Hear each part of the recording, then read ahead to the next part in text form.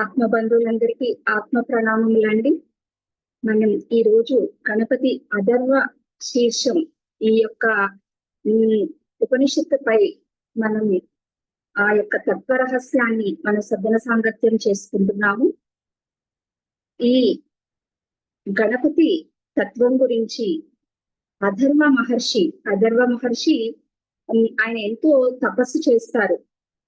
ఈ యొక్క సత్యం పట్ల, ఆ భగవంతుని తత్వం పట్ల ఆయన యొక్క అనుభూతిని ఆయన యొక్క ధ్యానంలో ఆయనకి ఏ అనుభవం కలిగిందో ఆ అనుభవాన్ని ఈ యొక్క శ్లోకాల్లో ఆయన వివరించడం అనేది జరిగింది. కాబట్టి అథర్వ మహర్షి యొక్క ధ్యానంలో అనుభూతి వ్యవహరించబడింది, ప్రకటించబడింది. కాబట్టి ఆ గణపతి అథర్వ శీర్షం అని ఈ యొక్క స్తోత్రానికి, ఈ యొక్క తత్వానికి ఆయన భగవత్ తత్వానికి కారకులయ్యారు. అంటే ఆయన యొక్క ధ్యానం యొక్క ప్రకటికల్లో ఇది ఆవిర్భవించడం అనేది జరిగింది అనమాట అండి. అందువల్లే మనం కూడా ఆ భగవతత్వాన్ని అనుసంధానం కావాలి అంటే ముందు అంతర్ముఖం అవ్వాలి. ధ్యాన స్థితిలోకి వెళ్తేనే మనం బాగా అవగాహన చేసుకోవడానికి కుదురుతుందండి. మన అనుభూతిని చెందగలుగుతాము. ఇప్పుడు మనం ఈ యొక్క గణపతి అథర్వ శీర్షం మొట్టమొదటిగా శాంతి శ్లోకంతో ప్రారంభం అవుతుందండి. మనం ఈ యొక్క పరబ్రహ్మతత్వం యొక్క జ్ఞానాన్ని తెలుసుకోవాలి అంటే ముందు ఒక సాధకుడికి ఉండవలసిన లక్షణాలు ఏంటి, ఎలా ఆ సాధకుడు ఆ భగవతత్వంలోకి అనుసంధానం కావాలి, ఆ భగవతత్వంలోకి ఒక సాధకుడు ఎలా అనుసంధానం కావాలో మొట్టమొదటి ఆ శాంతి శ్లోకంలో మనకి వివరించారు.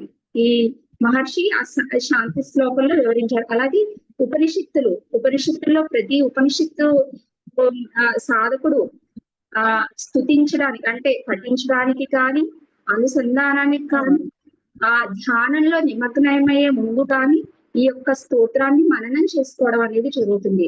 ఇది చాలా విలువైన శాంతి శ్లోకం అండి. ఈ యొక్క శ్లోకాన్ని ముందు మనం చదువుకుంటూ అర్థం చేసుకుందాము, అవగాహన చేసుకుందామండి.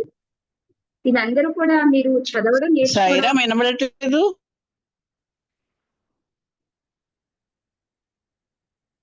ఫ్రెండ్స్, అందరికీనా అండి? వాయిస్ కట్ అయిందా? సౌండ్ రావట్లేదండి చాలా మాకు అందరికి వస్తుంది. మాకు బాగుందండి. బాగుంది మేడం.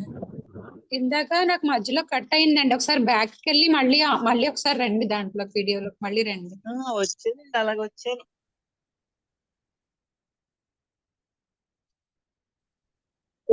ఓకే మేడం, మీరు ఒకవేళ ట్రై చేయండి, రాకపోతే రికార్డింగ్ లో వింటున్నానండి. ఓకే అండి. ఇప్పుడు మనం శాంతి శ్లోకంలోకి ప్రవేశిద్దాము. మీరందరూ కూడా ఈ శ్లోకాన్ని చదవడం నేర్చుకున్నారు. మీరందరూ కూడా ఇది కేవలం గ్రామర్ తో మనం ఇది తత్వరహస్యాన్ని తెలుసుకున్నప్పుడు కేవలం టెక్స్టే మనం చదవడం అనేది జరుగుతుంది. ఇది గ్రామర్ తో కాకుండా ప్లెయిన్ గా చదవడం అనేది జరుగుతుంది. తత్వరహస్యాన్ని మనం ఇందులో ధ్యాస పెట్టి నేర్చుకోవడానికి ప్రయత్నం చేద్దామండి. ముందుగా ఈ యొక్క ధ్యాన శ్లోకాన్ని, అంటే శాంతి శ్లోకాన్ని ముందు మనం అనుభూతి చెందుదాం. భద్రం కర్ణేభిః శృణుయామ దేవాః. ఒక్కసారి 2 minutes ఆగండి. ఒక్కసారి అక్కడ గ్రూప్ లో కొంతమందికి వినిపించట్లేదంట, మళ్ళీ లీవ్ అయ్యి జాయిన్ అవ్వమన్నాను. 2 minutes.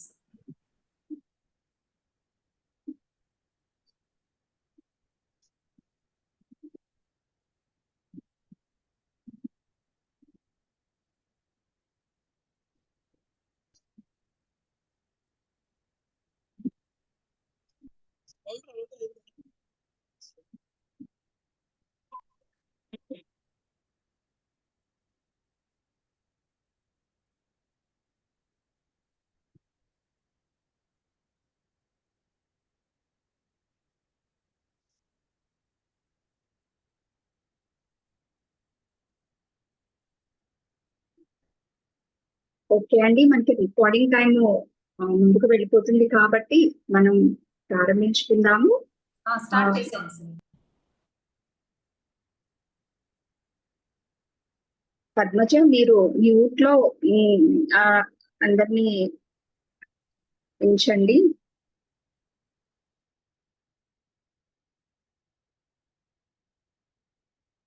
ఓం భద్రం కర్ణేభిః శృణుయామ దేవాః భద్రం పశ్యేమ శబిర్యజత్రాః స్థిరైరంగే స్తుష్టువాగుంసస్తనూభిః యసేమ దేవహితై యదాయుః స్వస్తి న ఇంద్రో వృద్ధశ్రవాః స్వస్తి న పూషా విశ్వవేదాః స్వస్తి నస్తరక్షో హరిష్ఠనేమిః స్వస్తి నో బృహస్పతి దాతు.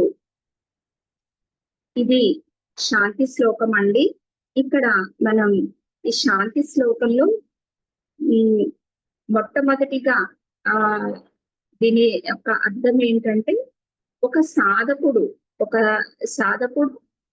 భగవంతుణ్ణి అనుసంధానం అయ్యే ముందు ఆయన యొక్క సంకల్పం ఎలా ఉండాలి, ఆయన యొక్క ఆలోచన విధానం ఎలా ఉండాలి అనేది ఇక్కడ వివరిస్తున్నారు. ఒక సాధకుడు ముందుగా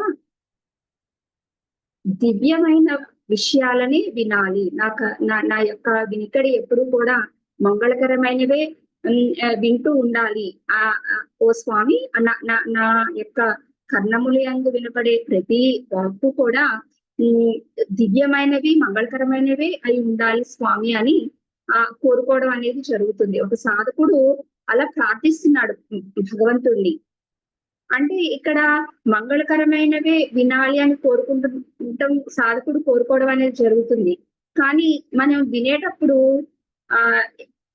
ఒక సరి అయినవి వింటాము, సరి కానివి వింటూ ఉంటాము. మనం సరి అయినవి వింటూ ఉంటాము, సరి కానివి కూడా వింటూ ఉంటాము. కానీ వినికిడి అనేది మన మనసు గ్రహించినప్పుడు ఆ విన్న దాన్ని బట్టి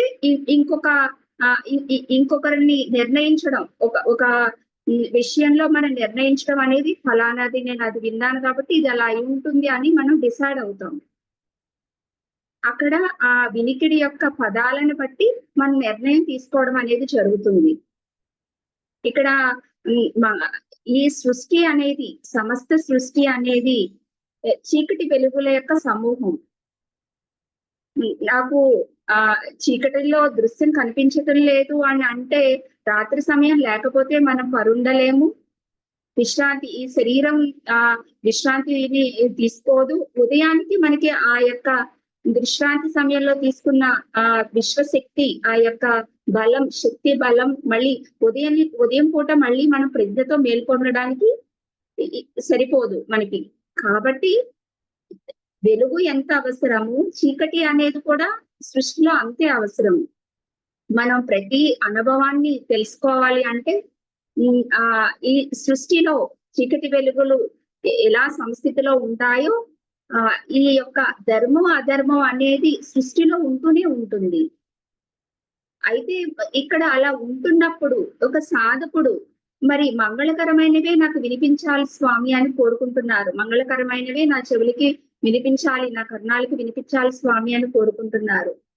అది అనుకోవడం అనేది, కోరుకోవడం అనేది జరుగుతుంది. కానీ వినిన తర్వాత ఈ మనసు స్వీకరించడం, అది డిసైడ్ అయిపోవడం, మళ్ళీ దృశ్యంలో ఎవరినైతే మనం ఆ వినిన దాని గురించి ప్రవర్తించాలనుకుంటున్నామో ఆ ప్రవర్తించేటప్పుడు వినిన దాన్ని బట్టే మనం ప్రవర్తించడం అనేది జరుగుతుంది. ఇక్కడ సాధకుడు ఏమని కోరుకుంటున్నారంటే అలా నిర్ణయం తీసుకోకూడదు. మన శ్లోకంలో నాకు మంగళకరమైనవే వినపడాలని అనుకుంటూనే మళ్ళీ దాంట్లోకి వెళ్ళిపోతూ ఉంటాడు. అలా వెళ్ళకూడదు.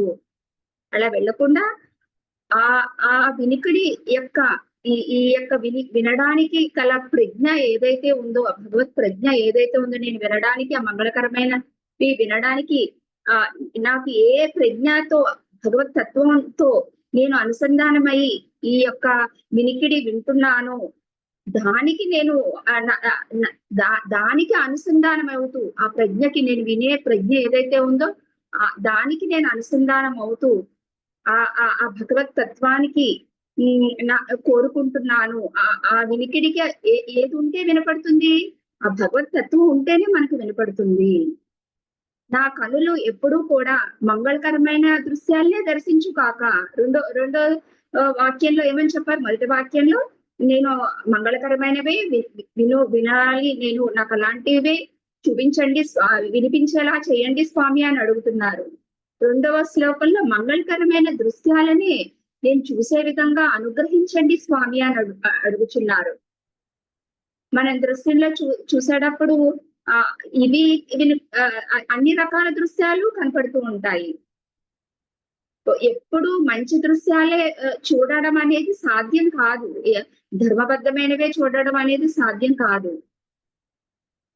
కానీ మరి ఇక్కడ ఈ శ్లోకానికి అర్థం ఏమిటి అంటే, దృక్కు నుండి దృశ్యాన్ని దర్శించాలి. దృక్కు నుండి దృశ్యాన్ని దర్శించాలి. ఈ కనులు అనేవి, కళ్ళు కదులుతున్నాయి అంటే చూపు ద్వారా కదులుతున్నాయి. ఈ కళ్ళు కదులుతున్నాయి అంటే మన యొక్క చూపు ద్వారా కదులుతున్నాయి.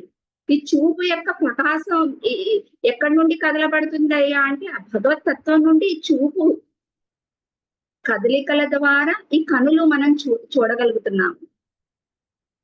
ఇక్కడ దృక్కు నుండి దృశ్యము అంటే, దృక్కు అంటే భగవత్ తత్వము, మనలో మన హృదయాకాశంలో ఉన్న భగవత్ తత్వం నుండి మన సాక్షిగా అంటే జరుగుతున్న దృశ్యాలన్నిటికీ కూడా భగవంతుడు ఏ విధంగా సాక్షిగా ఉంటాడో అలా మన హృదయ ఆకాశంలో ఉన్న ఆ భగవత్ తత్వంతో అనుసంధానం అవుతూ జరుగుతున్న దృశ్యాలన్నిటికీ కూడా మనకి కనిపిస్తూ ఉంటాయి. కానీ మనం దృక్కులా ఉండాలి, అంటే సాక్షిభూతంగా ఉండాలి.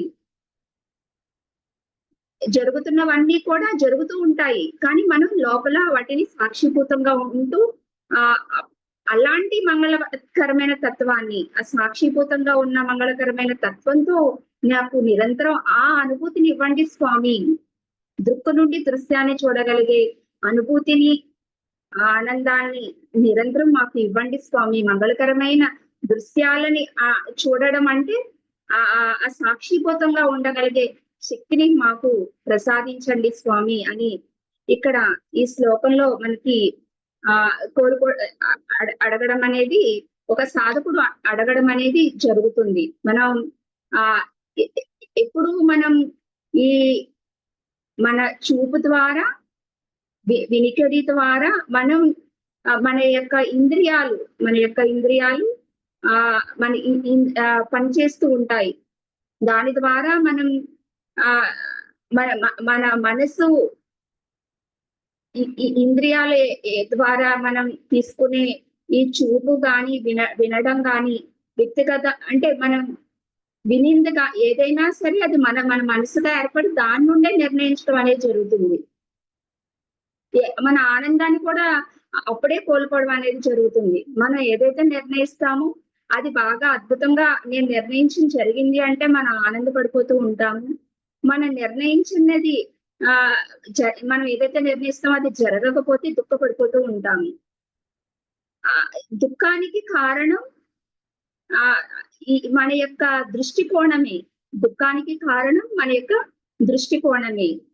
ఎప్పుడైతే మనం దృక్కు నుండి, అంటే పరమాత్మ స్థితి నుండి దృశ్యాన్ని దర్శిస్తామో అది మన యొక్క సమిష్టి మనసుగా మనకి ఏర్పడడం అనేది జరుగుతుంది. అలాంటి తత్వాన్ని మాకు ప్రసాదించండి స్వామి అని ఇక్కడ అడుగుతున్నారు. ఇంకా మనకి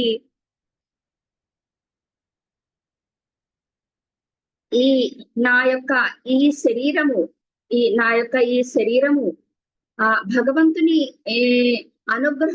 అనుగ్రహం ద్వారా ఏర్పడింది. ఈ యొక్క శరీరం, ఈ సృష్టికి మూలం ఆ భగవత్ తత్వాన్ని మనందరికీ తెలుసు. ఆ అనుగ్రహం ద్వారానే ఈ శరీరం ఏర్పడింది. ఈ శరీరం దృఢంగా ఆరోగ్యంగా ఉండాలని కోరుకుంటూ, దృఢంగా ఆరోగ్యంగా ఉండాలని కోరుకుంటూ ఈ శరీరం ద్వారా జరిగే పనులన్నీ కూడా మంగళకరంగా జరగాలని ఒక సాధకుడు కోరుకుంటున్నాడు. ఇక్కడ మనకి జీవించి ఉన్నంత కాలం భగవత్ కార్యాలు చేస్తూ జీవించి ఉన్నంత కాలం కూడా భగవత్ కార్యాలు చేస్తూ ఎప్పుడు కూడా నా యొక్క ఈ శరీరంతో చేసే పనులన్నీ కూడా భగవత్ కార్యాలుగా ఉండాలని కోరుకుంటున్నారు. రెండు అడుగుతున్నారు ఇక్కడ. ఈ శరీరం భగవంతుడు ఇచ్చిన శరీరం అంటే ఇది మనం ఏమనుకుంటాము, మామూలుగా ఈ శరీరానికి సంబంధించినవన్నీ నేను చేస్తున్నానని అనుకుంటాం. భగవంతుడే అనేది తెలిసినా కూడా నిరంతరం అనిపిస్తూ ఉంటుంది. కానీ ఈ భౌతికమైన ఈ శరీరమే నేను అనుకునే భావన ఎప్పుడైతే మనం నుండి ఇదంతా కూడా పరమాత్మ నుండి ఏర్పడింది అనే ఒక భావనలోకి ఎప్పుడైతే వస్తామో మనకి అంటే ఈ శరీరం ఎప్పుడు ఏ పర్పస్ మీద వచ్చిందో, అంటే మనం ఒక కార్యార్థం జన్మ తీసుకుంటాం ప్రతి ఒక్కరూ కూడా. మన యొక్క కుటుంబ సభ్యులతోనూ సమాజంలోనూ అనేక కార్యాలు చేస్తూ జీవిస్తూ ఉంటాము. ఒక కార్యకారణం అనేది ఉంటుంది ప్రతి ఒక్కరికి కూడా. మనం ఈ యొక్క జన్మ తీసుకుని మన సంఘంలో జీవితాన్ని జీవిస్తున్నాము అంటే ఈ శరీరం అనే ఈ యొక్క తత్వము ఒక కార్యకారణంగా భగవంతుడు నిర్మించడం అనేది జరిగింది. అది జరగాలి అంటే దృఢంగాను ఆరోగ్యంగాను ఉండాలి ఈ శరీరం. అలా జరగాలి అంటే ఈ శరీరం దృఢంగాను ఉండాలి, ఆరోగ్యంగాను ఉండాలి. మనం అనుకుంటూ నిరంతరం స్వామి నాకు ఎప్పుడూ ఆరోగ్యంగా ఉండాలి అని మనం కోరుకుంటూ ఉంటాం. అది ఒక స్థితి. కానీ మనం ఏ కార్యార్థమై వచ్చామో అది భగవత్ కార్యంగా భావించి ఈ శరీరంతో జరపబడే కార్యాలన్నీ భగవంతుని కార్యాలే అని మనం ఎప్పుడైతే మనం భావిస్తామో, మన ప్రజ్ఞ అలా వికసిస్తుందో, అప్పుడు భగవత్ కార్యాల్లో ఆటంకాలు కలిగించడు. అంటే ఆరోగ్యంగానే ఉంటాము. మనం సరిగైన విధంగా చెయ్యాలి అంటే, ఆ కార్యం జరగాలి అంటే ఆ వాహనం ఎప్పుడు ఇప్పుడు చూడండి, ఒక కారులో ప్రయాణించాలి అనుకోండి, ఆ కారులో అన్ని పర్ఫెక్ట్ గా ఉంటేనే మనం అనుకున్న గమ్యానికి చేరగలుగుతాము. రిపేర్స్ లేకుండా మధ్యలో ఆగిపోకుండా ఉంటేనే మనం గమ్యానికి చేరగలుగుతాం. అలాగే ఈ శరీరం అనే ఈ రథము, కారు అనుకోవచ్చు ఉదాహరణకి.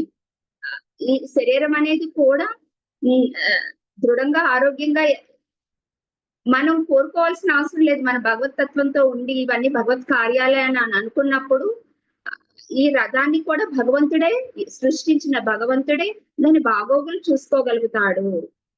ఇది రెండవ స్థితి. ఫస్ట్ స్థితి కోరుకోవడం అనేది నాకు అలా ఇదంతా దృఢంగా ఉంచు స్వామి అనేది అడగడం అనేది ప్రాథమిక స్థితి. మనం ఎప్పుడైతే భగవత్ కార్యాలుగా భావిస్తామో అది సాధకుడి యొక్క పై మెట్టు. ఆయన కార్యాలయాన్ని ఎప్పుడు అనుకుంటాము, ఆ కార్యాలు నిర్వర్తించడానికి ఈ యొక్క శరీరం యొక్క ఆరోగ్యానికి సంబంధించినవన్నీ ఆయనే చూసుకుంటాడు అనే విశ్వాసము మనలో కలగడం అనేది జరుగుతుంది. ప్రతి కార్యము, ప్రతి ఉదయం మేల్కాంచి నుండి పడుండే వరకు కూడా ప్రతిదీ భగవత్ కార్యంగానే మనం భావించాలి. శరీరం అనే రథంతో మనం చేసే కార్యాలన్నీ కూడా భగవత్ కార్యాలుగా భావించాలి అని ఇక్కడ మనకి అలా సంకల్పించుకోవాలి అని ఇక్కడ మనకి తెలియజేస్తున్నారు. ఇంద్రుడు మమ్ము అనుగ్రహించు కాక. ఇంద్రుడు మమ్ము అనుగ్రహించు కాక. ఇంద్రుడు అంటే ఇక్కడ ఎందుకు ఇంద్రుడు అన్నారు అంటే, ఇంద్రుడు అంటే ఇంద్రియాలకు అధిపతి. ఇంద్రుడు అంటే ఇంద్రియాలకు అధిపతి. శ్లోకం పైనే మనకి ప్రారంభ దశలోనే మనకి చెప్పి ఉన్నారు. మనం చూసే శక్తి, వినే శక్తి, ఈ రెండు ఇవన్నీ కూడా మన ఇంద్రియాల ద్వారా మనం వాటిని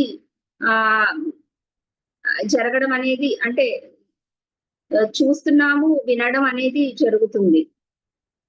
ఇంద్రియాలు మనలోనే ఈ ఇంద్రియాలు అనేవి ఎలా పనిచేస్తాయి అనేది ఇక్కడ ఎందుకు స్తుతిస్తున్నారు అనేది కూడా మనం ఆ యొక్క జ్ఞానాన్ని తెలుసుకుందాం. మనందరికీ తెలుసు మనలోనే దేవతా శక్తులు ఉన్నాయి, అంటే అసురీ శక్తులు ఉన్నాయి. మనలోనే దేవతా శక్తులు ఉన్నాయి. మన రెండు మనలోనే ఉన్నాయి. ఎలా ఈ మనసులోనే సరైన ఆలోచనలు పుడుతూ ఉంటాయి, సరికాని ఆలోచనలు పుడుతూ ఉంటాయి. అనుకుంటూ ఉంటాం అప్పుడప్పుడు, అరే నా మనసు ఎందుకు ఇలా పనిచేసేసింది అని అనుకుంటూ ఉంటాం. ఒక్కొక్కసారి అనుకుంటాము నా మనసులో భగవంతుడు నుండి ఇలా నడిపించాడండి అని మనం అనుకుంటాం. రెండు మనమే అనుకుంటాం అక్కడ. ఇవన్నీ మన ఇంద్రియాల ద్వారా చూసిన దాన్ని బట్టి, వినిన దాన్ని బట్టి డిసైడ్ అయిపోతూ ఉంటాము. పై శ్లోకానికి 2 లైన్లకి అర్థాలు తెలిస్తే ఇక్కడ ఇంద్రియము అనేది మనకి బాగా ఇంకా లోతైన అర్థాన్ని మనం తెలుసుకోగలుగుతాము. మనం భౌతిక ప్రపంచంలో ఈ భౌతిక అనుభవాల్ని పొందుతూ ఉంటాము. భౌతిక ప్రపంచంలో భౌతికమైన అనుభవాల్ని పొందుతూ ఉంటాం. అంటే ఈ శరీరం తీసుకున్నాము అంటే, జన్మ తీసుకున్నాము అంటే ఒక బాలికగా, యవ్వనవతిగా, ప్రౌఢదశ, వృద్ధాప్యం, ఇవన్నీ దశలు మారుతూ ఈ భౌతిక లోకంలో ఈ భౌతికంగా అంటే కంటికి కనిపిస్తున్న ఈ శరీరం అన్ని దశలు మార్చుకుంటూ ఎన్నో వ్యవహారాలు చేస్తూ ఈ భౌతికమైన అనుభవాలన్నిటినీ పొందడం అనేది జరుగుతుంది. భౌతికము అనేది అంటే వేరే పదంగా తీసుకోకండి. ఈ నిత్యము జరిగే కార్యాలు, మనకి కంటికి కనిపించే నిత్యము జరిగే కార్యాలు, ఈ కార్యాలన్నీ జరుగుతున్నాయి అంటే మన ఇంద్రియాల ద్వారా, మనసు ద్వారా ఇవన్నీ పనులన్నీ జరుగుతున్నాయి. ఈ భౌతికమైన జరిగే కార్యాల వెనక మనం చూస్తున్నాము, వింటున్నాము, మన చేతలు చేయబడుతున్నాయి. ఇవన్నీ జరుగుతున్నాయి అంటే, భౌతిక వ్యవహారాలన్నీ జరుగుతున్నాయంటే ఈ చూసే శక్తి, చూపు, మనం దృశ్యాన్ని చూస్తున్నా, పలానా వస్తువు చూస్తున్నాము అంటే ఆ వెనకాల చూసే శక్తి ఏదైతే ఉందో, వినే శక్తి ఏదైతే ఉందో, మాట్లాడే శక్తి ఏదైతే ఉందో, ఈ చేతలు చేయబడుతున్న శక్తి ఏదైతే ఉందో, మన మార్గాన్ని నడిపించే శక్తి ఏదైతే ఉందో, వీటి అన్నిటి యందు నడిపించే శక్తి ఏదైతే ఉందో అవన్నీ కూడా ప్రతి భౌతికానికి వెనక దేవతా శక్తులు ఎన్నో పనిచేస్తూ ఈ యొక్క భౌతిక శరీరాన్ని నడుపుతున్నాయి. మన భౌతికంగా ఇదంతా కంటికి కనిపించే వ్యవహారం అంతే శరీరం ద్వారా, మనుషుల ద్వారా జరుగుతుంది అని అనుకుంటున్నాము. లోపల అంతర్ముఖంగా ఉండే ఆ దేవతా శక్తుల ద్వారానే ఇదంతా జరపబడుతుంది అనేది రెండో స్టెప్. అది ఇదంతా జరపబడుతుంది అనేది మనకి అవగాహనలోకి రావాలి. ఇక్కడ మనకి చెప్పారు శ్లోకంలో, ఇంద్రుడు నన్ను అనుగ్రహించు కాక. ఈ ఇంద్రియ శక్తులతో ఈ దేవతా శక్తులన్నీ కూడా పనిచేస్తున్నప్పుడు ఈ భౌతిక లోకంలో ఈ వ్యవహారం అంతా జరుగుతుంది. వ్యవహారం అంతా కూడా జరుగుతుంది. ఈ ఇంద్రియ శక్తులన్నీ మళ్ళీ ఎలా పనిచేస్తున్నాయి? ఇంద్రియ శక్తులన్నీ కూడా ఆ భగవత్ తత్వం యొక్క ప్రకాశం నుండి ఇంద్రియ శక్తులు కదలడం అనేది జరుగుతుంది. ఇంద్రియ శక్తుల యొక్క ప్రకాశం ద్వారా మనం భౌతికంగా మన వ్యవహారాలన్నీ కూడా మనకి జరుగుతున్నాయి. ఇంద్రియ స్థితి నుండి మాహేంద్ర స్థితికి చేరుకోవాలి. నేను చూస్తున్నాను, నేను మాట్లాడుతున్నాను, నేను వింటున్నాను. అలాగే మనకి శీతోష్ణ సమస్థితి ఎక్కువ వస్తే ఆనందపడిపోవడం, తక్కువైపోతే దుఃఖపడిపోవడం, నాకే కావాలనుకోవడం, ఇవన్నీ భౌతికమైన ఆలోచనలు. వీటి కదలికలన్నీ కూడా మనకి తెలిసిన ఒక ఆధ్యాత్మికంగా ఉండినా ఉండకపోయినా ఈ యొక్క శక్తులన్నీ కూడా దేవతా శక్తుల ద్వారానే అవి పనిచేస్తూ ఉంటాయి. ఈ శక్తులన్నీ భౌతికంగాను పనిచేస్తాయి, మళ్ళీ మనం ఆధ్యాత్మికంగా ఎదగడానికి పనిచేస్తాయి. ఒక సాధకుడు వారి యొక్క మార్గం ఎలా ఉందో దాన్ని బట్టి ఇది నడపబడుతుంది అన్నమాట అండి. వారి యొక్క మార్గం ఈ ఇంద్రియ శక్తుల్ని సరైన క్రమంలో ప్రవర్తింప చేసుకుంటారా, దానికి విరుద్ధమైన సరికాని విధంగా ప్రవర్తింప చేసుకుంటారా అనేది ఆ సాధకుడి యొక్క స్థిత ప్రజ్ఞను బట్టి ఆధారపడి ఉంటుంది, వారి యొక్క స్థిత ప్రజ్ఞను బట్టి. అందుకని ఇక్కడ శ్లోకంలో ఇంద్రుడు మమ్ము అనుగ్రహించు కాక, ఇక్కడ సాధకుడు ఇంకా ఎలా తీసుకోవాలంటే ఆ భగవత్ స్థితి, ఆ మహేంద్ర స్థితి, నా యొక్క సమిష్టి తత్వం అంతా ఇంద్రియాలతో నేను నేను అని చూస్తున్న వింటూ ఉన్న ఈ వ్యష్టి తత్వం అంతా, వ్యక్తిగత వ్యవహారం అంతా కూడా ఆ భగవత్ తత్వంగా గోచరించుగాక అనే అర్థంతో ఇక్కడ ఇంద్రుణ్ణి ప్రార్థిస్తున్నారు. ఇంద్రుడు నన్ను అనుగ్రహించు కాక అని ఇక్కడ ఈ శ్లోకంలో అడగడం అనేది జరుగుతుంది. అలాగే సర్వజ్ఞుడైన ఆదిత్యుడు నన్ను అనుగ్రహించు కాక. సర్వజ్ఞుడైన ఆదిత్యుడు అంటే మనకి సూర్య భగవానుడు అని అందరికీ తెలుసు. సూర్యుడు మన కంటికి కనిపించే సూర్య భగవానుడు అని అందరికీ తెలుసు. ఈ సూర్యశక్తి ఎలా ప్రకాశిస్తుంది?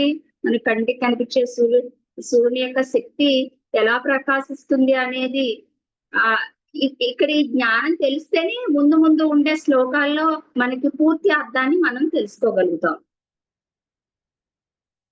ఇక్కడ పరాపర పరబ్రహ్మం ఏదైతే ఉందో ఆ పరబ్రహ్మం యొక్క ఆ ప్రకాశ కాంతి, ఫస్ట్ గా విడుదలైన ఆ ప్రకాశ కాంతి ఏదైతే ఉందో, నిరాకార నిర్గుణ పరబ్రహ్మతత్వం యొక్క మొట్టమొదటి వెలువడిన కాంతి ప్రకాశం ఏదైతే ఉందో అది భర్గోదేవస్య కాంతి. దాన్ని ఆ మొట్టమొదటిగా వెలువడిన కాంతిని భర్గోదేవస్య కాంతి అంటాం. తర్వాత భర్గోదేవస్య అయిన కాంతి ఈ సృష్టిని అంతటిని సృష్టించాలి అనుకున్నప్పుడు అది సవిత్రి కాంతిగా మారుతుంది. అంటే ఆ కాంతి ఈ విశ్వాన్ని అంతటిని సృష్టించే సమయానికి సవిత్రి స్థితిగా మారుతుంది. అది మన యొక్క ఆ ప్రజ్ఞ మొట్టమొదటిగా అవ్యక్తంగా ఉంటుంది. వ్యక్తమైనది భర్గోదేవస్య కాంతిగా ఉంటుంది. వ్యక్తమైన కాంతి మళ్ళీ సృష్టి క్రమంలోకి వచ్చేసరికి సవిత్రిగా మారుతుంది. సవిత్రి స్థితి నుండి ఆదిత్యునిగా మారుతుంది. ద్వాదశాదిత్యులు అని అంటామే, ఆ ఆదిత్యునిగా మారుతుంది. ఆ ఆదిత్యుని కాంతి నుండి సూర్యుడు, మన కంటికి కనిపించే సూర్యుడు, ఒక సూర్యుడిని మనం దర్శిస్తున్నాం. ఒక సూర్యుడిని మనం దర్శిస్తున్నాం అంటే మనకి ఈ సూర్యుడి యొక్క కాంతి వెనక ఉండే ఆ తత్వాన్ని మనం ఇక్కడ ప్రార్థించాలి. ఆ యొక్క తత్వాన్ని, ఆ ప్రజ్ఞ మనం ఉదయం మనం మేల్కాంచుతున్నాము అంటే వికసించే తత్వం మనలో మేలు కాంచుతుంది అంటే మన ఉదయం మేల్కోవాలి అంటే మేల్కాంచుకునే ప్రజ్ఞ మనకి ఉంటేనే మనం ఆ మేల్కాంచడం అనేది జరుగుతుంది. ఎక్కడి నుంచి వస్తుంది అంటే భర్గోదేవస్యమయి కాంతి నుండి సవిత్రి కాంతి నుండి ఆదిత్యుని కాంతి నుండి సూర్యుని శక్తి. ఆ యొక్క ప్రజ్ఞని మనం మేలుకాంచుతున్న అక్కడ నుండి వచ్చే ఆ ప్రజ్ఞ, ఆ ఆనంద స్థితి నాకు ఎప్పుడు ఉండు కాక, నాకు నా యందు ఆ మేలుకొల్పే శక్తి యొక్క అనుభవం ఎప్పుడు నాలో ఉండు కాక అని ఇక్కడ ఒక సాధకుడుగా ఆ విధంగా ప్రార్థించడం అనేది జరుగుతుంది. చెడును నశింపచేయు గరుడు మమ్ము అనుగ్రహించు కాక. ఇక్కడ మనం ముందు అనుకున్నాం మంచి చెడులకు అతీతంగా ఉండాలి, ఆ పరబ్రహ్మ తత్వమే నేనై ఉన్నాను అని సాక్షిగా ఉంటూ వీటిని అన్నిటినీ గమనించాలని చెప్పుకున్నాము. మరైతే ఇక్కడ చెడుని మాలో ఉన్న అధర్మానికి సంబంధించిన బుద్ధి ఏదైతే ఉందో మాలో, అలాంటివన్నీ కూడా గరుడు మాలో తొలగించు కాక అని చెప్తున్నారు. అంటే ఇక్కడ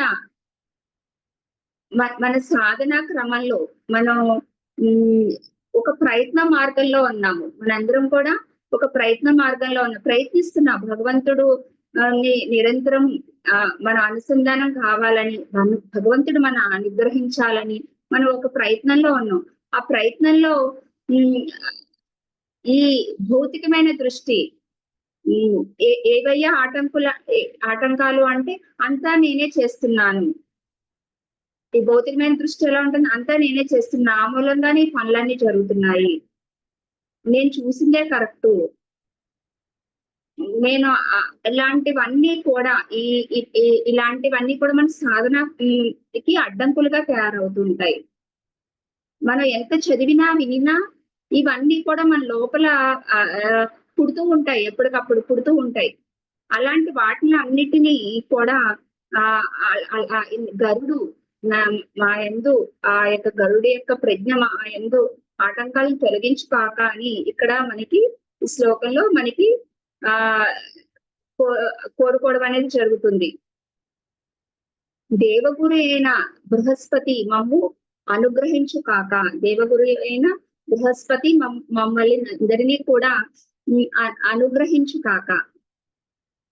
ఇక్కడ గురువు దేవగురు బృహస్పతి, దేవగురు బృహస్పతి అంటే ముందు మనం చెప్పుకున్నాం శ్లోకంలో ముందు, మనలోనే దేవతా శక్తులు ఉన్నాయి, అసురీ శక్తులు కూడా ఉన్నాయని మనం తెలుసుకున్నాము. ఆ రెండు మన ప్రజ్ఞలోనే ఉన్నాయని మనలోనే ఉన్నాయని తెలుసుకున్నాము. ఇక్కడ మనం వాటిని ఈ బృహస్పతి అని చెప్పారు, దేవతల గురువు బృహస్పతి, ఆయన మమ్మ అనుగ్రహించు కాక అని ఇక్కడ ఈ శ్లోకంలో ఆయన యొక్క తత్వాన్ని వాడడంలో అంతరార్థం ఏమంటే మనకి ఆ పరబ్రహ్మ తత్వం నుండి మనం గురుమండలి అనేది ఆ పరబ్రహ్మ తత్వం యొక్క ప్రకాశం నుండి గురుమండలి అనేది ఆ గురు ప్రకాశం అనేది అంటే మొట్టమొదటి వెలుగు ఏదైతే ఉందో ఆ వెలుగులోనే ఈ యొక్క గురువుల యొక్క ప్రకాశం వారి యొక్క ప్రజ్ఞ ఉండడం అనేది జరుగుతుంది. ఈ ప్రజ్ఞ మేలుకున్న వారందరూ కూడా ఈ గురుమండలికి సంబంధించిన వారు అవుతారు. అంటే తానెవరో తాను తెలుసుకున్నవారు, అంటే పరబ్రహ్మ తత్వం వరకు చేరుకున్న వారిని గురువులు అంటాము. పరబ్రహ్మ తత్వం వరకు చేరుకున్న వారిని గురువులు అంటాము. మనం ఖడ్గమాలలో మనకి నమ త్రిపుర సుందరి ఈ యొక్క ఆ యొక్క బిందువు త్రికోణ మధ్యలో ఉన్న ఆ బిందువు ఏదైతే ఉందో ఆ బిందువు యొక్క ప్రకాశము, ఆ బిందువు యొక్క ప్రకాశము ఆ ఖడ్గమాల శక్తి అందు ముందు ఆ త్రిపుర సుందరి అందు ఉండే ఆ యొక్క ప్రకాశము ఆ త్రికోణం మధ్యలో బిందువు అనేది ఉంటుంది. ఆ పరమేశ్వరుల యొక్క శక్తి ఉంటుంది త్రికోణం మధ్యలో. ఆ త్రికోణము చుట్టూ తిథినిత్యా దేవతలు ఉంటారు. దాన్ని బట్టే ఈ మన యొక్క సృష్టి యొక్క కాలగమనం అనేది జరుగుతూ ఉంటుంది. మనకి ఈ కాలగమనానికి ముందు ఆ బిందువు స్థితిలో దివ్య గురులు, సిద్ధ గురులు, మానవ గురువులు, ఈ ముగ్గురు గురు పరంపర అంతా కూడా ఆ కాలగమనాన్ని అంతటిని నడిపించడం అనేది జరుగుతుంది. కాలగమనాన్ని అంతటినీ కూడా వ్యవహరించడం అనేది జరుగుతుంది. ఇక్కడ ఈ యొక్క గురుమండలి అంతా కూడా మనలో ఉన్న దేవతా ప్రజ్ఞలన్నిటికీ కూడా ఒక క్రమ పద్ధతి ప్రకారం, అంటే సమస్త సృష్టి కూడా సూక్ష్మంగా ఆ దేవతా శక్తుల ద్వారానే భౌతికంగా వ్యవహరించబడుతుందని మనం ముందే చెప్పుకున్నాం.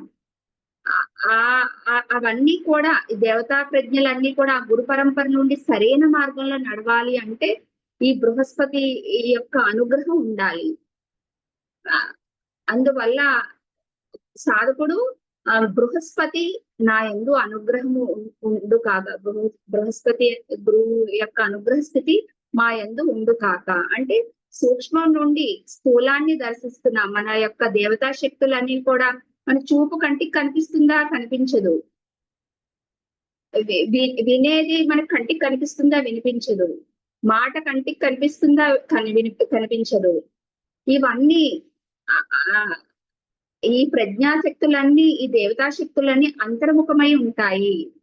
ఇవన్నీ ఎక్కడి నుండి ఆ శక్తులు పనిచేస్తాయంటే గురుమండలి నుండి పనిచేస్తాయి. గురుమండలి ఎక్కడి నుండి పనిచేస్తుందా అంటే పరమేశ్వరి యొక్క అనుగ్రహ ప్రకాశం నుండి గురుమండలి నడపబడుతుంది.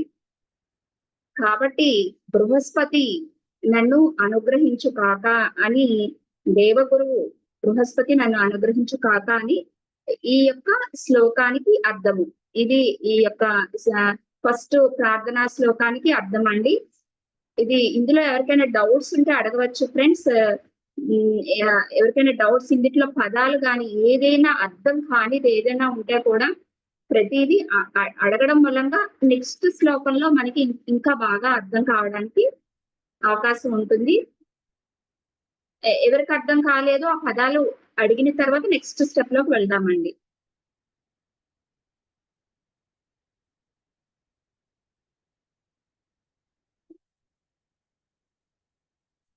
ఓకే అండి. నెక్స్ట్ మనం తర్వాత శ్లోకంలోకి వెళ్దాము. కనీసం అర్థమైందనేదైనా రెస్పాన్స్ చెప్పండి ఫ్రెండ్స్. అప్పుడు మన నెక్స్ట్ శ్లోకానికి బలం ఏర్పడుతుంది. అర్థమైందమ్మా, అర్థమైందండి. Okay okay. ఓం నమస్తే గణపతయే. ఓం నమస్తే గణపతయే. గణపతయే. ఇక్కడ ఓం అని వాడారు, నమస్తే వాడారు, గణపతయే వాడారు. గణపతయే ఎవరిని నమస్కరిస్తున్నారు అంటే గణపతయే. గణాలకన్నిటికీ కూడా అధిపతి అయిన ఈశ్వరుడు. గణాల అన్నిటికీ కూడా అధిపతి అయిన ఈశ్వరుడు గణపతి. ఆ గణపతిని నమస్కారము ఆ ఓంకారంతో కూడిన అనుసంధానంతో నమస్కరిస్తున్నారు ఇక్కడ. ఓంకారంతో కూడిన తత్వంతో ఇక్కడ నమస్కరిస్తున్నారు. ఓం అనేది ఎక్కడి నుండి ఆవిర్భవించింది? ఓం అనేది ఈ యొక్క ఈ సమస్త సృష్టి కూడా మనం ఎప్పుడూ చెప్పుకుంటున్నాం. నిరాకార నిర్గుణ పరబ్రహ్మ స్వరూపం నుండి ఈ యొక్క వెలుగు, ఆ వెలుగు నుండే శబ్ద పరబ్రహ్మం, ఆ శబ్ద పరబ్రహ్మమే ఓంకారం నుండి సమస్త సృష్టి ప్రకటింపబడింది అని మనం తెలుసుకున్నాము. ఆ యొక్క శబ్ద పరబ్రహ్మం యొక్క ఓంకార ప్రజ్ఞ ఈ సమస్త సృష్టి ఏకమేవ ద్వితీయం బ్రహ్మ, ఈ సమస్త సృష్టి ప్రకటింపబడాలి అనే ఉన్నది ఒక్కటే, ఆ ఉన్న ఒక్కటే అనేకంగా దర్శించాలి అనే పరమాత్మ యొక్క సంకల్పం ఏదైతే ఉందో ఆ సంకల్పం యొక్క ప్రజ్ఞే ఈ యొక్క గణపతి. ఓంకార స్వరూపుడు, ఆది గణపతి అంటారు, ఓంకార స్వరూపుడు అని కూడా అంటారు. ఈ రెండు కూడా మన ఇమేజ్ల ద్వారా తెలుసుకున్నామండి. అలా దర్శించడం వల్ల మనకి ఒక అవగాహన లోపల స్ఫురణ ఇంకా బాగా రాగలుగుతుంది మనకి.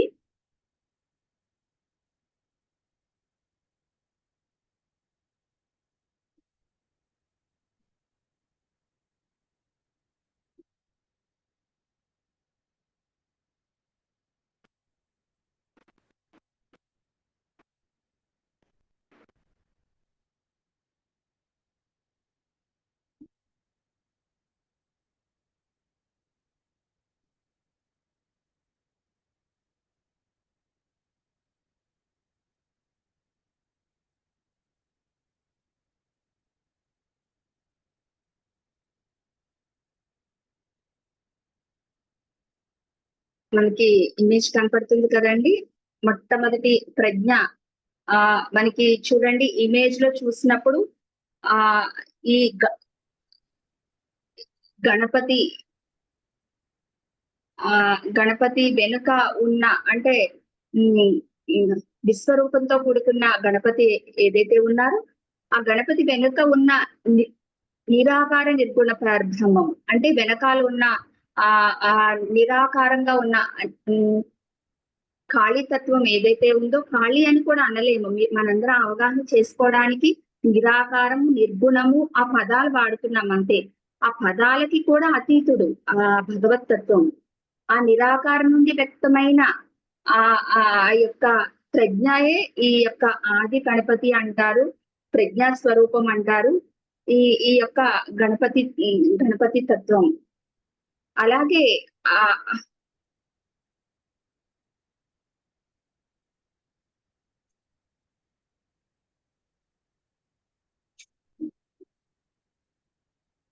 ఈ గణపతి తత్వమే ఫస్ట్ ఓంకార స్వరూపుడుగా ఆ శబ్ద పరబ్రహ్మంగా ఆ ప్రజ్ఞగా ప్రకటింపబడడం అనేది జరుగుతుంది. అంటే నేను ఏ ప్రజ్ఞ ఉండాలి ఈ సృష్టి జరగాలి అంటే, ఆ సృష్టి యొక్క ఇప్పుడు ఈ సృష్టి జరగాలి అంటే ఒక రూపం అనేది ఉండాలి. ఈ సృష్టి జరగాలి అంటే ఒక రూపం అనేది ఉండాలి. ఆ రూపం వ్యవహారంలోకి రావాలి. వ్యవహారమైన ఆ రూపం యొక్క పని పూర్తవడం అనేది జరుగుతుంది. ఈ సృష్టి ఒక దృశ్య రూపంలో కనపడుతూ ఉంటుంది. మనందరికీ ఈ సృష్టి అంటే ఎలా కనపడుతుంది ఫ్రెండ్స్ చెప్పండి? దృశ్య రూపంలో ఒక రూపం ఆకారంతో కదా మనం దర్శించడం అనేది జరుగుతుంది. అవునా? అవునమ్మా, అవునమ్మా. ఆకారంతో మనం దాన్ని దర్శిస్తాం, ఒక రూపంతోనో ఆకారంతోనూ. ఆ ఆకారం ఏర్పడాలి అంటే ప్రజ్ఞ ఉండాలి. మన ఒక రూపాన్ని ఊహించాలంటే మళ్ళీ ప్రజ్ఞ ఉంటేనే కదా దాన్ని చేయగలుగుతాం. ఆ భగవంతుడి యొక్క మొట్టమొదటి ప్రజ్ఞ, ఆ వెలుగు, ఆ శబ్ద స్వరూపము ఓంకార రూపంలో ఆది గణపతిగా ప్రకటితమయ్యాడు. ఆ సృష్టికి మూలం, ఆ వ్యవహారాన్ని జరిపించడానికి మూలం, మళ్ళీ అది లయమైపోవడానికి మూలం. ఈ మూడిటికి మూలం ఆ యొక్క ప్రజ్ఞా స్వరూపమే అయి ఉన్నది అని ఈ యొక్క శ్లోకంలో మనకి గణపతి తత్వం గురించి ఈ శ్లోకంలో మనకి వివరించడం అనేది జరిగిందండి.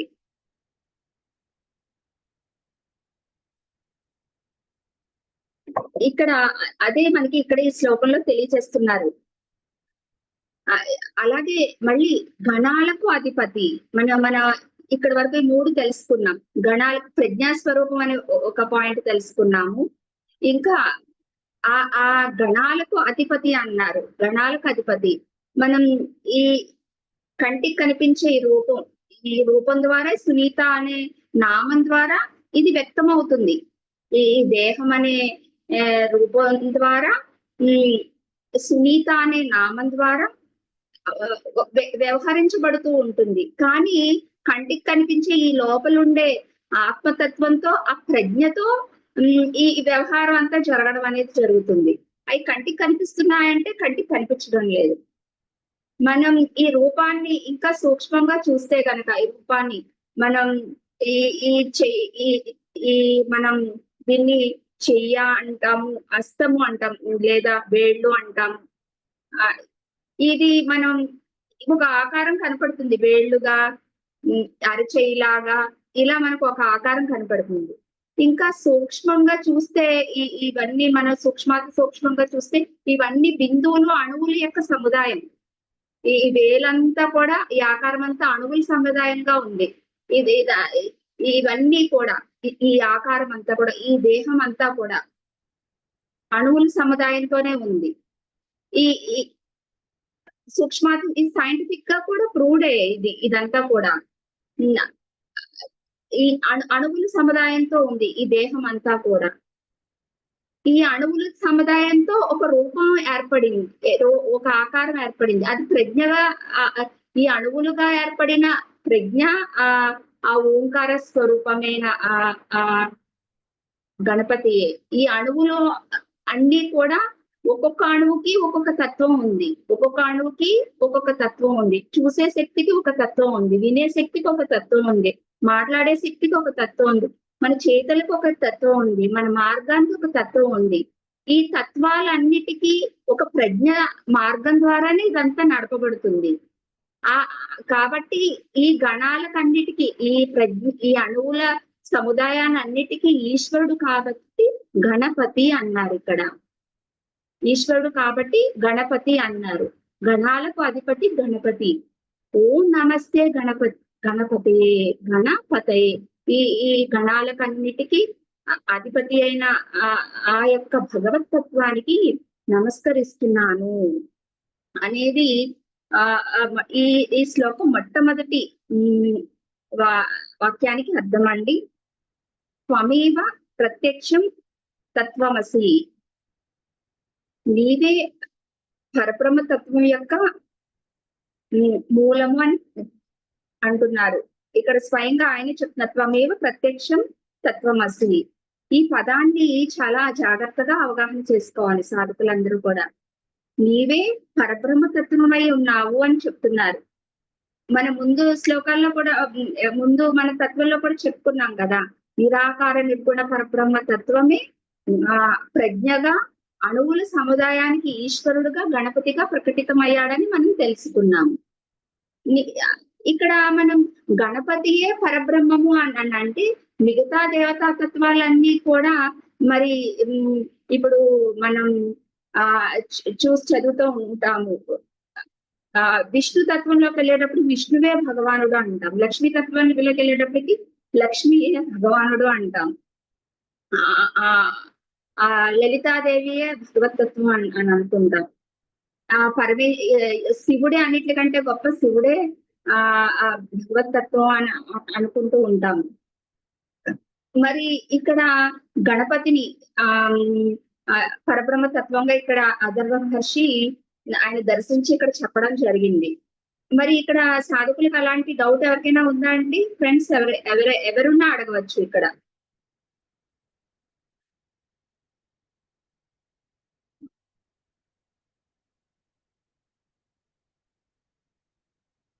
ఎవరికైనా ఉందా?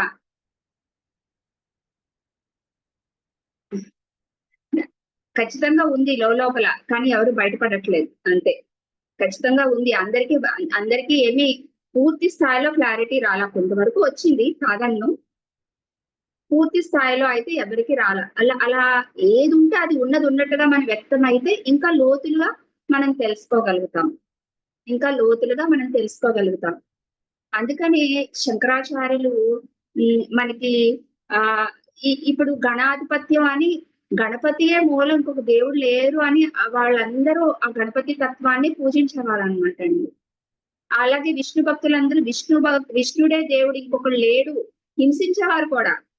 శివ భక్తులందరూ కూడా విష్ణుని ఒప్పుకునేవారు కాదు. అమ్మవారి భక్తుల శక్తి అంతా నడిపిస్తుంది, ఈ మూడు కూడా లేవు, ఈ శక్తిని అనుసరించే మూడు నడుస్తున్నాయని వారు కూడా మిగతా తత్వాన్ని ఒప్పుకునేవారు కాదు.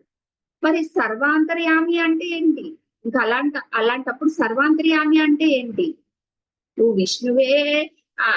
ఇక్కడ అసలైన అర్థాన్ని తెలుసుకోకుండా ఒక తత్వంతోనే ఉండిపోవడం మూలంగా ద్వైతంలో ఉండిపోవడం అంటే అక్కడ ఇంకొకటి అంగీకరించకపోయడానికి అదే దుఃఖం, అదే నరకం. ఆదిశంకరాచార్యులు దానికే సమాధానం చెప్పారనమాట అండి. ఇక్కడ ఇలాంటి శ్లోకాలకు అర్థం చెప్పేటప్పుడు చాలా జాగ్రత్త వహించాలి. ఇదే అని చెప్పేసి వెళ్ళిపోయాం అనుకోండి, ఇంకొకళ్ళని అంగీకరించుకోండి ఇదే అనేది డిసైడ్ అయిపోతూ ఉంటారు. ఈ పరబ్రహ్మ తత్వం ప్రజ్ఞ రూపంలో వినాయకుడుగా ఉంది, గణపతిగా ఉంది అని చెప్తున్నారు ఇక్కడ. పరబ్రహ్మ తత్వం నిరాకార నిర్గుణ పరబ్రహ్మ తత్వం ఎన్ని స్టెప్స్ ఉన్నాయో చూడండి. నిరాకార నిర్గుణ పరబ్రహ్మ తత్వం ఈ సృష్టిని చేయాలన్న సంకల్పంతో ఓంకారంగా ప్రకటితమైంది. ఆ శబ్ద పరబ్రహ్మంలో ప్రజ్ఞా రూపమే గణపతి, శక్తి రూపమే ఆది పరాశక్తి, వ్యాపకత్వమే మహావిష్ణువు, మహత్తే లక్ష్మీ తత్వము, జ్ఞానమే మహాసరస్వతి. అంటే ఇక్కడ వీటన్నిటికీ మూలం ఏదై ఉంది? నిరాకార నిర్గుణ పరబ్రహ్మ తత్వమే మూలమై ఉన్నది. ఆ బ్రహ్మతత్వాన్ని ఇక్కడ ప్రజ్ఞా రూపంలో దర్శిస్తున్నామని సాధకుడు తీసుకోవాలి. ఆ నిరాకార నిర్గుణ పరబ్రహ్మ తత్వం యొక్క మూల స్వరూపం యొక్క ప్రజ్ఞాతత్వమే గణాలకు అధిపతి అయిన గణపతిని ఇక్కడ స్తుతిస్తున్నారు, ప్రార్థిస్తున్నారు. ఒక సాధకుడు అనుసంధానం అలా కావాలి అని ఇక్కడ మనకి తెలియజేస్తున్నారు. ఇక్కడ త్వమేవ ప్రత్యక్షం తత్వమసి. ఇక్కడ నీవే పరబ్రహ్మ స్వరూపమై ఉన్నావు అని అంటే ఆ పరబ్రహ్మ తత్వం యొక్క ప్రజ్ఞా స్వరూపాన్ని ఆయన ఆ ఏకత్వ అనుభవాన్ని పొందుతున్నారు అన్నమాట. అంటే మరి నీవే అయి ఉన్నావు అనేది ప్రశ్న రావాలి ఇక్కడ. అసలు సాధక ప్రశ్న సమాధానం రెండు ఇక్కడే జరుగుతున్నాయి. మరి నీవే అని అంటున్నారు కదా, మరి ఆ నీవే ఏంటి అనేది కూడా తెలుసుకోవాలి. ఇప్పుడు మనం ధ్యానంలో కూర్చుంటాం. కూర్చున్నప్పుడు ధ్యానం ఒక ఆనంద స్థితికి వెళ్ళిపోతుంది. అక్కడ మనం ధ్యానిస్తున్నాం అన్నాం గాని, కూర్చుంటున్నాం అన్నది కానీ, ధ్యానించేవాడు ధ్యానంలో కూర్చోబడిన ఈ శరీర భావన, కూర్చోవడం అనే శరీరం అనే భావన, నేను కూర్చున్నానన్న భావన, ఇవన్నీ ధ్యానం అన్ని ఏకమైపోయి ఉంటాయి. అప్పుడు ఏకమైపోయి ఉంటాయి. రెండో వాళ్ళు అనేది ఉండరు. మనం పంచదారని అనుభూతిని చెందుతాము. ఆ అనుభవాన్ని పంచదార అనుభవించేవాడు ఇద్దరున్నారు. పంచదార అనే పదార్థం ఉంది, పంచదార స్వీకరించిన తీసుకున్నవాడు అనేది పంచదార ఒక రూపము, తీసుకునేవాడు అన్నవాడు రెండో రూపము, ఇద్దరున్నారు అక్కడ. పంచదార స్వీకరించేసాం, ఆ అనుభవాన్ని వ్యక్తమైపోయింది, అది ఒక్కడే అయిపోయాడు ఆ అనుభవం. చాలా బాగుంది, తియ్యగా ఉంది. ఆ తియ్యంటైన అనుభవం ఏదైతే ఉందో అది ఒక్కటిగానే ఉంటుంది. ఇక్కడ ఉదాహరణ ఇది. ఆ తియ్యటి అనుభవం ఎలా ఉందో ఆ భగవత్ తత్వం అనేది కూడా నీవే అయి ఉన్నాను స్వామి అంటే నేను నీవు ఒకటే అయి ఉన్నాను అనేది. అంటే ఏకమేవ ద్వితీయం బ్రహ్మ, ఉన్నది ఒక్కటే. అక్కడ ప్రజ్ఞారూపంలో ప్రకాశిస్తున్న ఆ పరబ్రహ్మాన్ని నేను ఆ పరబ్రహ్మ తత్వంతో ఒకటైన ఏకత్వ స్థితిలో ప్రార్థిస్తున్నాను స్వామి అని ఇక్కడ ఆ రకమైన అర్థాన్ని మనం స్వీకరించాలి. త్వమేవ ప్రత్యక్షం తత్వమసి అంటే అంత అర్థం ఉందండి. త్వమేవ కేవలం కర్తాసి, ఈ సృష్టికి నీవే కర్తవై ఉన్నావు. త్వమేవ కేవలం కర్తాసి, త్వమేవ కేవలం కర్తాసి. ఈ సృష్టికి నీవే కారకుడివై ఉన్నావు, వ్యవహారానికి కూడా నీవే కారకుడివై ఉన్నావు.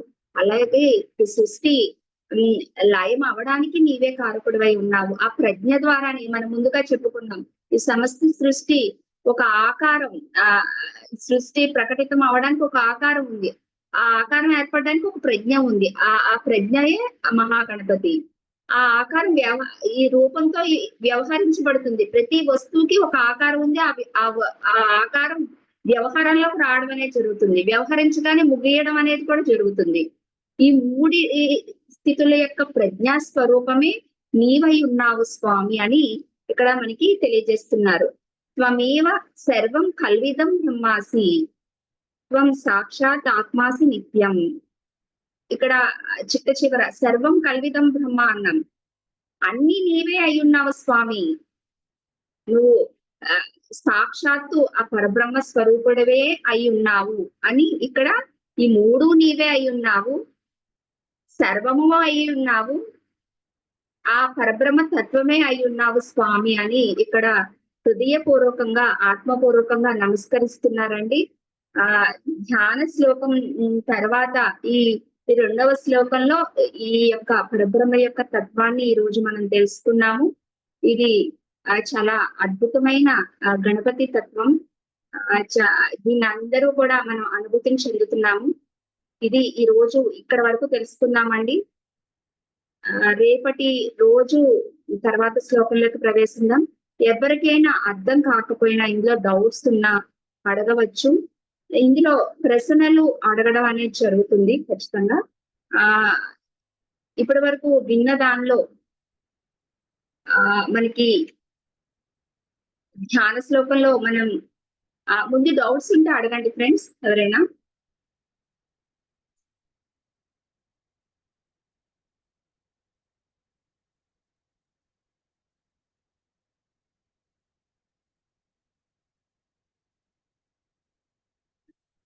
ఓకే, అయితే మనమే ఇప్పుడు ప్రశ్నలు వేసుకుందాం. ఈ మంగళకరమైనవే ఈ ఈ ఆ పరబ్రహ్మ తత్వాన్ని ఒక సాధకుడు ఆ సత్సంకల్పంతో ఈ విధంగా కోరుకుంటున్నాడని మనం ప్రార్థనా శ్లోకంలో తెలుసుకున్నాము. ఈ మంగళకరమైనవే ఈ సమస్త సృష్టిని మంగళకరమైనవే వినాలని కోరుకోవడం, అలాగే మంగళకరమైన దృశ్యాలనే నేను చూడాలని కోరుకోవడం ఇంకా ఉన్న అంతరార్థాన్ని తెలియచేయండి. ఎవరైనా పర్వాలేదు, ఒకరు తెలియచేయండి ఫ్రెండ్స్.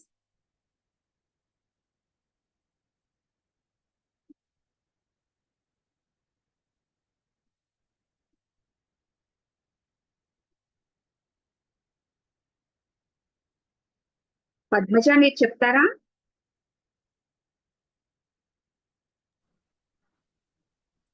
శ్రీమాత్రే నమః.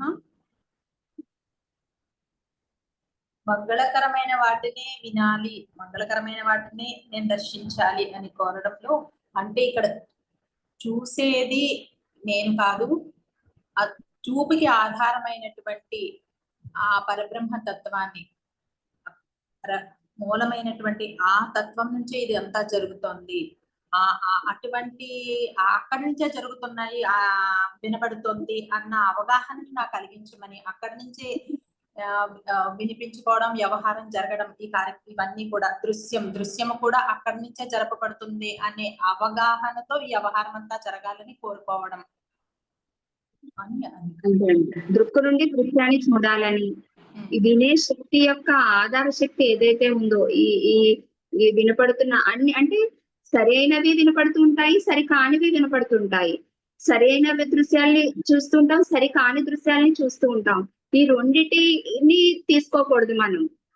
ఒక అంటే సరైన దృశ్యాలైనా కనిపించాలని కోరుకోకూడదు. ఈ సమస్త సృష్టి చీకటి వెలుగుల యొక్క సమూహం రెండు ఉంటాయి, కానీ వాటి యొక్క అతీత స్థితిలో ఉండి మనకి దర్శనం కావాలి, ఆ ప్రజ్ఞ మనలో మేల్కాంచాలని కోరుకోవాలి. అంతే అండి, చెప్పండి, రైట్ ఆన్సర్. అలాగే మనకి గణపతి అంటే అర్థాన్ని కూడా, గణపతి తత్వం యొక్క అర్థాన్ని కూడా, ఆ గణపతి ఆ యొక్క తత్వాన్ని, ఆ లైన్ యొక్క అర్థాన్ని ఎవరైనా చెప్తారా ఫ్రెండ్స్?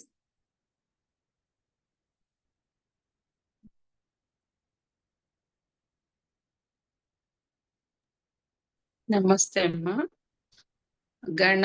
మనలో ఉండే ఆ శక్తులు, గణాలు, ఆ గణాలకు అధిపతి గణపతి. అంటే ప్రతి జీవుల్లోనూ ఉండే శక్తులు అణువులతో సముదాయం కదా శక్తి. ప్రతి అంటే పిచ్చుక నుండి మనిషి వరకు అంతా అన్ని జీవులకి ఉన్నాయి గణాలు అనేవి. వాటికి అధిపతి గణపతి అని. అంతే అండి. ఇక్కడ మనం ఈ ఇమేజ్ ద్వారా కూడా మనం తెలుసుకోవచ్చండి. గణపతి అనే యొక్క స్క్రీన్ అంటే ఈ ప్రతిదీ కూడా, అంటే గణాలు అనేది, ఇప్పుడు చూపు అనేది ఒకటి ఉంది. ఆ చూపు అనేది ఎన్నో అణువుల యొక్క సముదాయం, ఎన్నో గణాల యొక్క సముదాయం. ఈ వినికిడి అనేది ఉంది, ఎన్నో అణువుల యొక్క సముదాయంతో భౌతికంగా ఈ చెవు అనేది కనపడుతుంది, భౌతికంగా ఈ కన్ను అనేది కనపడుతుంది. ఈ కనపడే భౌతికమైనది అణువులతో కూడుకుని ఉంది. చెవు కంటికి కనిపిస్తుంది, వినికిడి కనిపించడం లేదు. ఈ చూపు అనే ప్రజ్ఞ, వినికిడి అనే ప్రజ్ఞ, వీటి యొక్క వ్యవహారం యొక్క శక్తి ఆ మూల శక్తిగా ఉండి, ఆ పరబ్రహ్మ శక్తిగా ఉండి ఇవన్నీ మేలుకొల్పబడుతున్నాయి. ఈ గణాలకన్నిటికీ అధిపతి అంటే ఆ విధంగా తీసుకోవాలని, అంటే దగ్గర వరకు చెప్పారు. వర్డ్ ఫార్మింగ్ దగ్గర వరకు వచ్చిందండి, అంతే అండి. అది ఇక్కడ అణువుల యొక్క సముదాయాన్ని మనం ఒకసారి ఇమేజ్ చూద్దాం. అది కూడా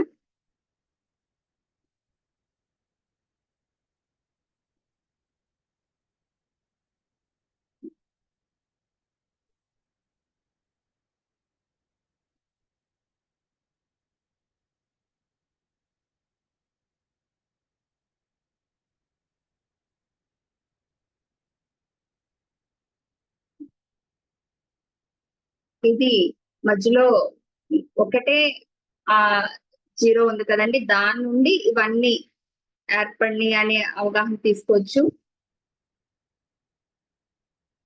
ఈ ఒక రూపం ఏర్పడుతుందంటే ఇలా బిందువులుగా మన చెయ్య గాని మనం ఏ దృశ్యాన్ని చూసినా ఇలా అణువుల సముదాయంతోనే ఒక దృశ్యం ఏర్పడుతుంది అనమాట. చిన్న చిన్న అణువుల సముదాయమే అని తెలియజేయడం కోసం ఈ ఇమేజ్ తీసుకున్నాము మనం. ఈ దృశ్యమే అని కాదండి, ఇలా అణువుల సముదాయంతో మనం ఒక దృశ్యంగా ఏర్పడుతుంది అని. అలాగే మనకి చూడండి వేమన గారు ఈ విధంగా చెప్పారు: అండములు 0, పిండములు 0, బ్రహ్మాండములు 0, బ్రహ్మ 0, 0 చుట్టిన వాడే సుజన యోగిరా విశ్వదాభిరామ వినువరేమ. ఆయన యోగి వేమన గారు ఎంతో అద్భుతంగా చెప్పారు.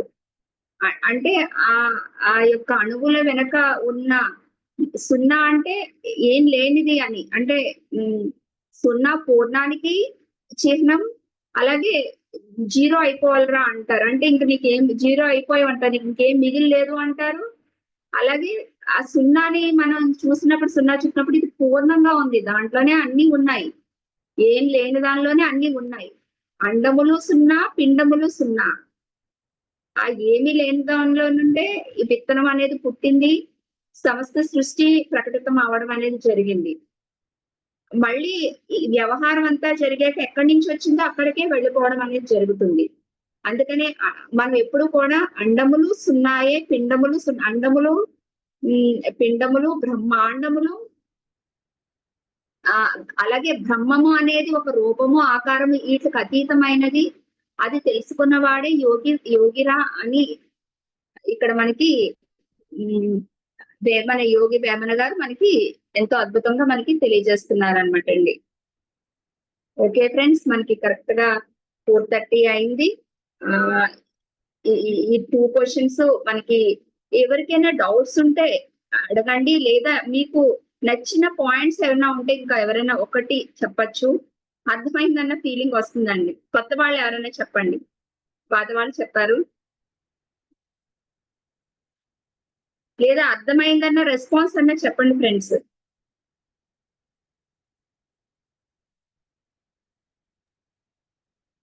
అర్థమైందండి మేడం. ఓకే ఓకే, అర్థమైందండి, బాగుంది, బాగా చెప్పారు. ఓకే అండి. ఇంతటితో ఈ కార్యక్రమాన్ని ముగించుకుందామండి. ఇంతటి అద్భుతమైన అవకాశాన్ని అందించిన ఈ గణపతి అథర్వ మహర్షికి నమస్కరించుకుంటూ ఇక్కడున్న ఆత్మబంధువులందరికీ కూడా నమస్కరించుకుంటూ ఈ కార్యక్రమాన్ని ఇంతటితో ముగించుకుందామండి. ధన్యవాదములు. జై సాయిరామ్.